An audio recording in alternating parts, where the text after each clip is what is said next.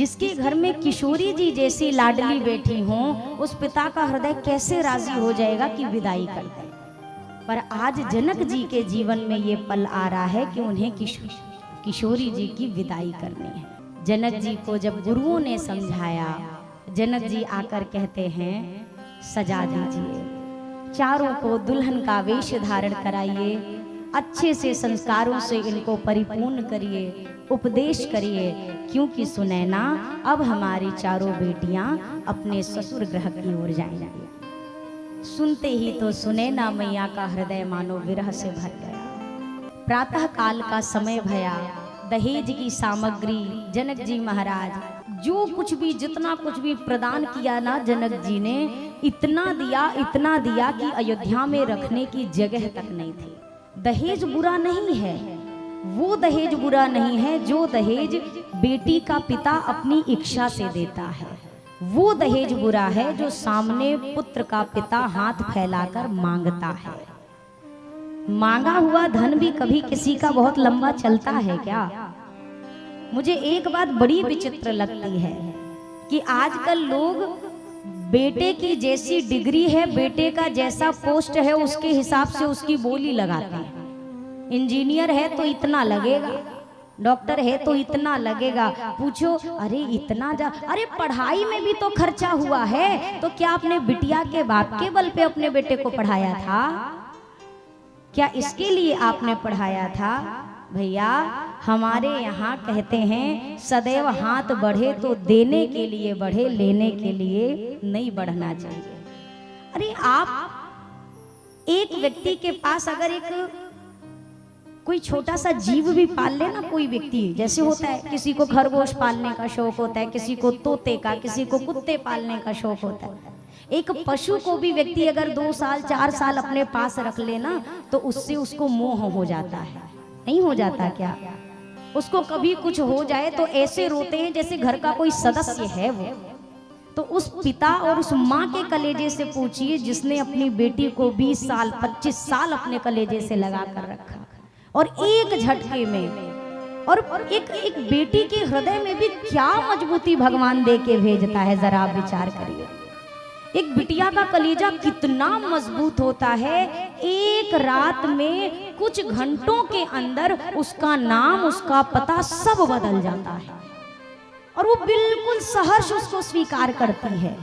जैसे उसका विवाह हुआ, वो ससुराल पहुंची, अब उसके लिए ससुराल अपना घर हो जाता है, उसको अपना घर कहती है, और मायके को मायका फिर कहती है, अपना घर नहीं कहती है। मेरा पीहर, मेरा नैहर, मेरा मायका, और ससुराल क्या है? ये मेरा घर है।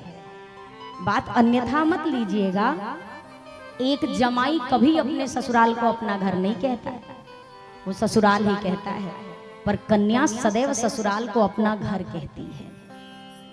इस हद तक वो सब कुछ स्वीकार करती है, और करना भी चाहिए। मैं तो प्रत्येक माता पिता से निवेदन करूं, 2-4 सामान कम दे देना, अगर हो जाए तो खूब दो, नहीं है तो सामान की गिनती, भैया सामान एक समय पे समाप्त हो सकते हैं, पर संस्कार को देने में कमी मत करिएगा।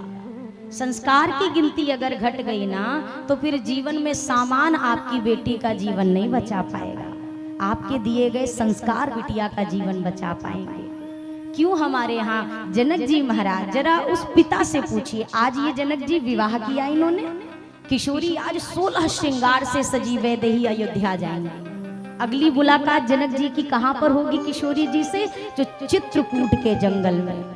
कोई आभूषण नहीं है, कोई गहने नहीं है, कोई बड़े चमकीले रेशमी वस्त्र नहीं, एक वलकल वनवासी वेश को धारण किए किशोरी जंगल में मिलेंगे। जनक जी की बेटी हैं, दशरथ जी की पुत्र वधू हैं, स्वयं रघुनाथ जी की भार्या हैं, और वहां पर जंगल में अपनी पुत्री को देखकर 16 श्रृंगार में जिस बिटिया को विदा किया था, उस बिटिया को सन्यासी वेश में देखकर भी जनक जी ये नहीं कहते आकर कौशल्या जी से कि मेरी बेटी का क्या कसूर था। राम जी से प्रश्न नहीं किया, आपने क्यों मेरी बिटिया को जंगल का कष्ट दे दिया। जाकर वैदेही को अपने गले से लगाकर कहते हैं, पुत्री पवित्र किए कुल दो, लाडली तूने मेरे दोनों कुल तार दिए। तूने जनक को तो रोशन कर ही दिया, जनकपुर को, तूने अयोध्या का भी गौरव बढ़ा दिया है। तू ऐसी मेरी पुत्री। बिटिया बहुत कीमती चीज होती है। हजारों बार सुना होगा कि बेटा तो भाग्य से होता है पर बिटिया सौभाग्य से होती है। बेटा कितना साथ देता है, कब तक साथ देता है, मैं इस पर कोई टीका टिप्पणी नहीं करूंगी, पर हाँ बिटिया जीवन पर्यंत साथ देती है, ये मैं विश्वास के साथ कह सकती हूँ। चाहे सब छोड़ दे, सब छोड़ दे, वो नहीं साथ छोड़ती है। एक पिता विवाह के बाद विवाह की बातें पक्की करी अपने बिटिया की, और कुछ और चर्चा करनी थी तो बिटिया के ससुराल में गया। वहां पर पहुंचा, संकोच से भरा था, खाने पीने की चीजें आ रही, पर थोड़ा संकोच है, बिटिया का घर हो गया ना अभी। तो सामने चाय आई तो ये इनको शुगर था, चाय में शुगर नहीं लेते थे, लेकिन अब ससुराल है, मैं कैसे फरमाइश रखूं कि मुझे चीनी वाली नहीं चाहिए, चाय की तो ट्रे आ गई है। तो सोचा चलो जो भी होगा एक दिन मैं पी ही लूंगा। जैसे ही कप को अपने होठों से लगाया तो उसमें चीनी नहीं थी बिल्कुल भी। फिर उसके बाद भोजन की थाल आई, बीपी की समस्या थी तो नमक भी ना के बराबर खाते थे। सोचा नमक तो सब में होगा ही, क्योंकि मैंने तो बताया नहीं कि मैं कम नमक लेता हूँ, अब कैसे करूँगा, खा लूंगा। जैसे ही पहला निवाला उठाया, ना के बराबर नमक। अब ये सोच में पड़ गए, ये सारी चीजें, ये व्यंजन, ये रोटी, ये सब्जी, ये तो सब मेरे पसंद की है, जो मेरे शरीर के लिए सही है, जो मैं रोज अपने घर पे लेता हूँ। ये कैसे संभव हो गया, ये कैसे संभव हुआ? धीरे से अकेले में अपने होने वाले जमाई को बुलाया और कहा बेटा देखो सब चीजें तो ठीक है, एक बात मेरी समझ में नहीं आई, आपके घर में जो चाय मिली ना बिल्कुल वैसी थी जैसी मैं पीता हूँ, जो भोजन मिले ना बिल्कुल वैसे थे जैसे मुझे डॉक्टर ने बोला है। आप सबको ये बात कैसे पता चल गई? ऐसा संयोग तो नहीं हो सकता, क्योंकि मैंने तो नहीं बताया। तब उस होने वाले जमाई ने कहा पिताजी आपकी बिटिया का मेरे माँ के पास फोन आया था, और तब उसने बड़े संकोच के साथ कहा कि माँ जी मेरे पिताजी आ रहे हैं, बहुत संकोची हैं, कुछ बोलेंगे नहीं, आप जो भी सामने धर देंगे वो ग्रहण कर लेंगे, पर आपको पता है थोड़ी सी भी शक्कर ले ले तो उनका शुगर बढ़ जाता है, थोड़ा सा भोजन में नमक ज्यादा हो जाए तो उनको बीपी की समस्या हो जाती है। तो थोड़ा सा आज मेरा अनुरोध है उनके तबीयत के हिसाब से आप भोजन के खान पान की व्यवस्था करना। वो पिता उस ससुराल से निकला और पूरे रास्ते रोते हुए अपने घर पहुंचा। सीधा गया, उनके घर में उनकी माँ की तस्वीर लगी हुई थी जो दुनिया में नहीं थी, उस तस्वीर से चंदन की माला को उतार दिया उसने। पत्नी पूछती है ये क्या कर रहे हैं आप, माँ जी की फोटो से आप माला क्यों हटा रहे हैं? उसने कहा देवी मेरी माँ मुझे छोड़ के कहीं नहीं गई है, मेरी बेटी ही मेरी माँ के रूप में जब यहाँ विराजमान है, मानो मेरी माँ ही बिटिया बन के मेरा ख्याल रखे। ऐसी एक पुत्री होती है। और सभी बेटियों से भी मेरी प्रार्थना है जीवन में कभी भी, क्योंकि ठाकुर जी ने जितना त्याग एक स्त्री के अंदर दिया है संसार में किसी के अंदर नहीं दिया है, ना सहने की क्षमता ना करने की क्षमता। जिस गर्मी में व्यक्ति एसी के सामने भी बैठ के ऐसे ऐसे करता है ना, एक स्त्री उसी गर्मी में रसोई में बैठ के अपने घर भर के लिए भोजन बनाती है, पर उसके माथे पर शिकन नहीं होती, अपने बच्चों को खिला के उसको प्रसन्नता मिलती है। आज बैठे बैठे यही सब चीजें कुछ ख्याल में आ रही थी तो कुछ लाइनें मेरे दिमाग में आई जो मैंने लिखा, और मैं आपके सामने उस चीज का वर्णन करूं कि एक बिटिया के जीवन में क्या से क्या क्या बदलाव होते हैं। ये कुछ पंक्तियां उसके लिए समर्पित हैं। शक्ति का रूप कहलाने वाली स्त्री इस पर टूटने लगती है जब उसके मायके की बगिया उससे छूटने लगती है। माली की तरह जीवन को सींचने वाले पिता का हाथ छूट जाता है, माँ की ममता भरी आंचल का साथ छूट जाता है। भैया से मिलने वाला दुलार नहीं भूलता, भाभी के साथ मनाया हर त्योहार नहीं भूलता। बुआ कहकर साथ खेलने वाले बेटे की याद आती है, दूर होकर भी उसकी मीठी बोली कानों में गूंज जाती है। क्या करूं, एक छोटे से बैग में जीवन भर की यादों को संजोते नहीं बनता। आंखें नम तो होती हैं पर रोते नहीं बनता। मायके से बिछड़ने पर दिल रूठ ही जाता है। लाख कोशिश करूं समेटने की, पर कुछ न कुछ तो छूट ही जाता है। पीहर से और माँ बाबुल से हर बार जुदाई होती है, अपने ही घर से बेटी की बार बार विदाई होती है। व्यक्ति को लगता है बिटिया का ब्याह कर दिया तो बस एक ही बार उसकी विदाई होती है, पर गौर करिएगा ना, जितने बार बिटिया अपने मायके आती है ना, हर बार उसकी पीड़ा उसके प्रथम विदाई वाली ही होती है। उसको कभी एक 50 साल की भी मैया हो ना, अपने मायके अगर जाए तो उसको भी वैसी ही तकलीफ होती है जैसे किसी नवविवाहित को होती है। अपने माता पिता घर में, मायके में चाहे जितनी बड़ी अलमारी हो, विवाह के पहले जो कन्या अपने कमरे में किसी को पैर भी नहीं धरने देती, घुसने भी नहीं देती थी ना, जब वो विवाह के बाद अपने मायके आती है तो घर में चाहे 10 अलमारियां हो, पर उसके कपड़े उसके सूटकेस में ही होते हैं, क्योंकि उसको लगता है कि फिर तो जाना ही नहीं। और जनक जी जैसे अगर पिता हैं और किशोरी जैसी लाडली बेटी है, तो उन पिता के हृदय की बात को कौन कौन अंदाजा लगा सकता है? कोई शब्द है क्या जो ये कहे विदाई में कितनी पीड़ा होती है? विदाई की पीड़ा को एक पिता, एक माँ से ज्यादा कोई नहीं समझता, कोई नहीं समझता। सच बात पूछती हूँ बताओ ना बाबूजी, छुपाओ ना बाबूजी, क्या याद मेरी आती नहीं? सच बात पूछती हूँ बताओ ना बाबूजी, छुपाओ ना बाबूजी, क्या याद मेरी आती नहीं? सच बात पूछती हूँ बताओ ना बाबूजी, छुपाओ ना बाबूजी, क्या याद मेरी आती नहीं? क्या याद मेरी आती नहीं?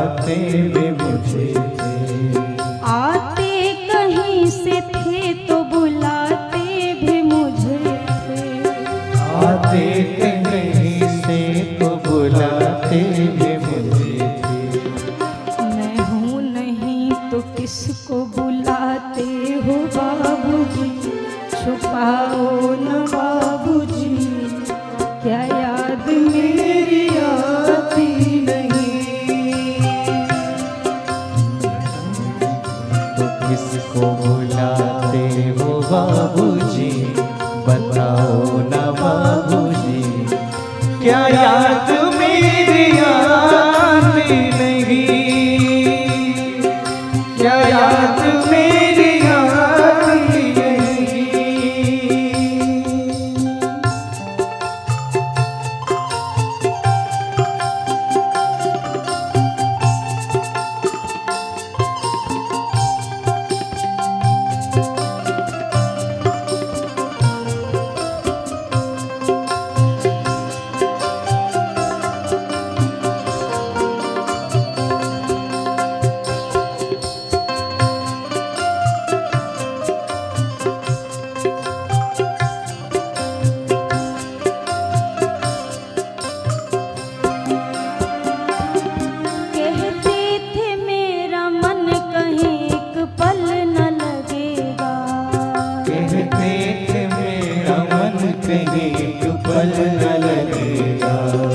बिटिया विदा हुई तो ये घर घर न लगेगा, बिटिया विदा हुई तो ये घर घर न लगेगा। कपड़े कभी गहने कभी सामान संजोते, कपड़े कभी गहने कभी सामान सजोते, तैयारियां भी करते थे छुप छुप के थे रोते, तैयारियां भी करते थे छुप छुप के थे रोते। कर कर के याद अब तो न रोते हो बाबूजी, छुपाओ न बाबूजी, क्या याद मेरी आती नहीं, क्या याद मेरी आती नहीं, क्या याद मेरी आती नहीं।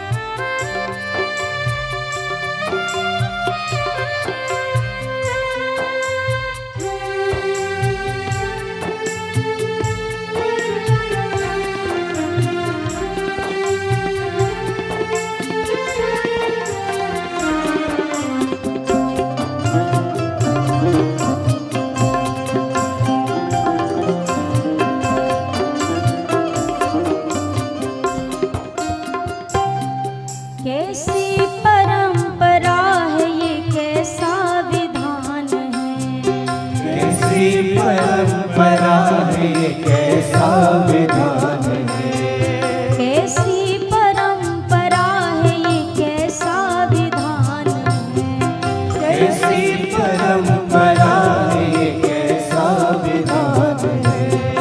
बाबुल बताओ कौन सा मेरा जहान है, बाबुल बताओ कौन सा मेरा जहान है।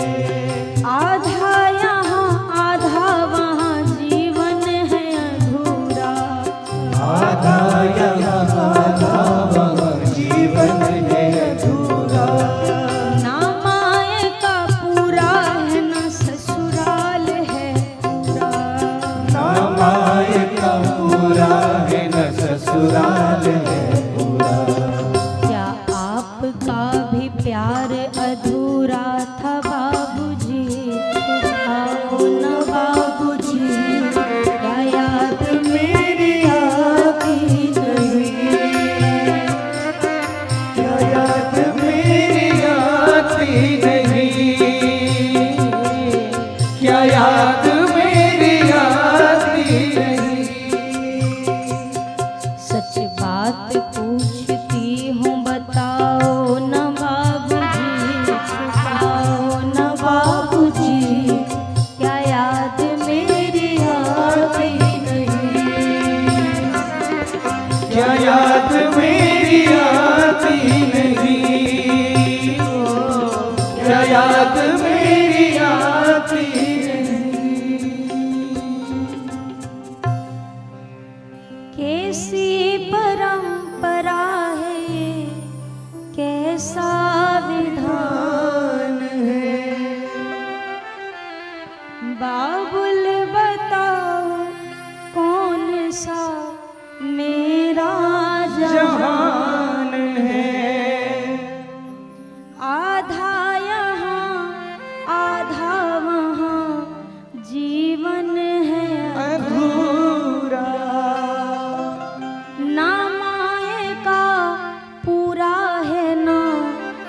ससुराल है पूरा।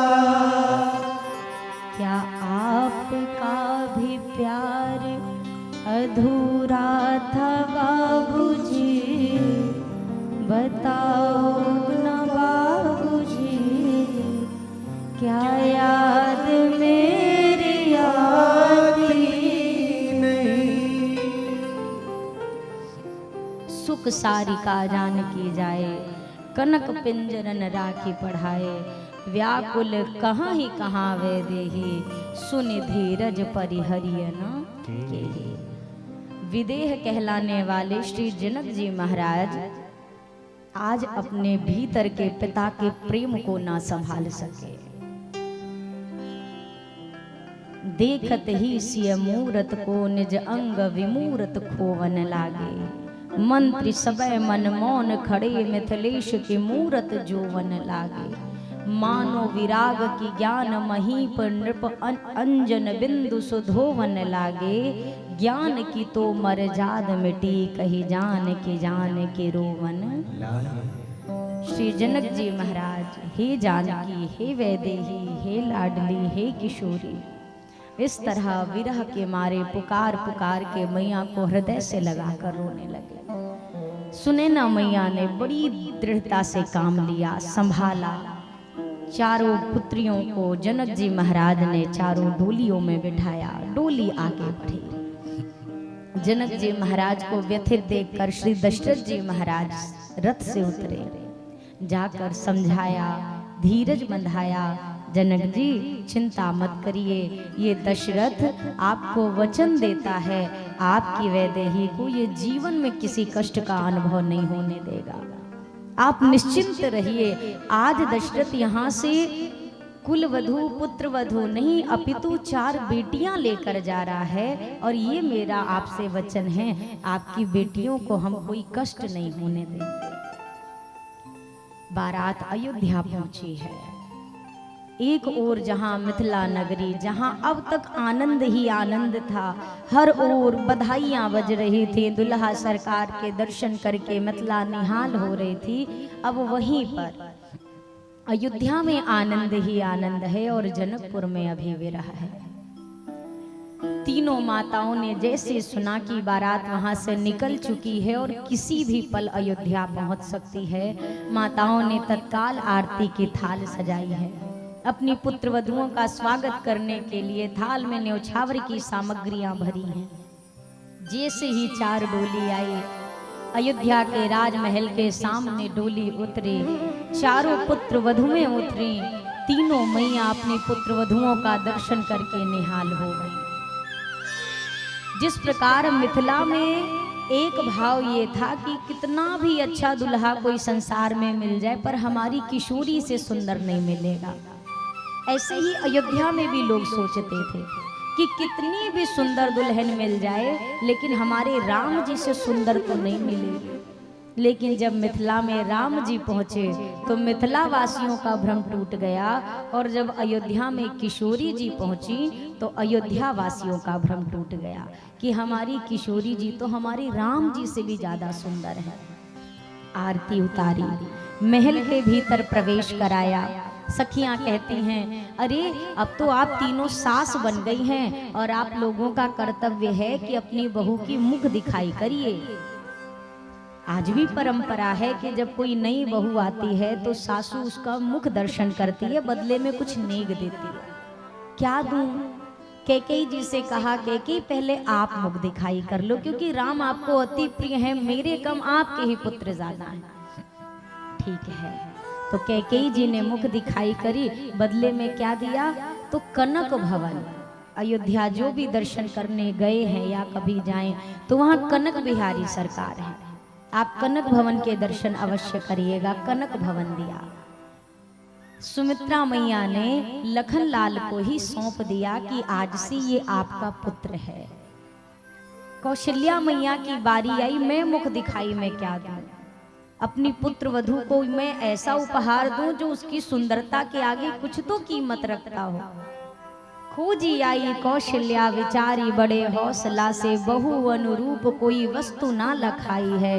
लागी चित चिंता क्या दीजिए निछावरी में, सियासी बहू को नेग परी कठिन आई है। कछु नहीं पाई तहाँ सिय समुताई जोग, तब निकट बुलाए नील मणि रघुराई है। हाथ रघुनाथ गही दीनों सिय के हाथ माही, ये ले बहू यही तेरे मुंह की दिखाई है।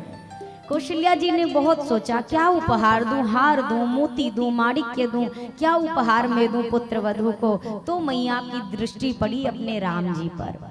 मैया ने सोचा नीलमणि तो स्वयं मेरे पास उपस्थित है। राम जी को बुलाया, राम जी का हाथ पकड़ा, किशोरी जी से हाथ बढ़ाने को कहा। राम जी का हाथ किशोरी जी के हाथ में दिया और कौशल्या जी ने कह दिया, ले बहू ये रही तेरी मुंह दिखाई, आज से मेरा लल्ला आपका हुआ। और राम जी को ही मुंह दिखाई में किशोरी जी को सौंप दिया। अयोध्या का ये आनंद 11 वर्षों तक चलता रहा। 11 वर्षों तक ऐसा नहीं है कि ये राम जी आए, विवाह भया और तुरंत जंगल चले गए, नहीं, 11 वर्ष तक अयोध्या रहे हैं श्री सीताराम जी। आनंद उत्सव नित्य प्रति। और यहीं पर श्री बाल कांड का विश्राम भया। सिय रघुवीर विवाह जे सप्रेम गावहि सुनहि, तिन कह सदा उचाह मंगलायतन राम जस। जो भी प्रभु के विवाह की इस कथा को कहेगा, सुनेगा, उसके जीवन में भी मंगल ही मंगल होगा। श्री बाल कांड का विश्राम भया और श्री अवध कांड में प्रवेश गोस्वामी जी ने कराया।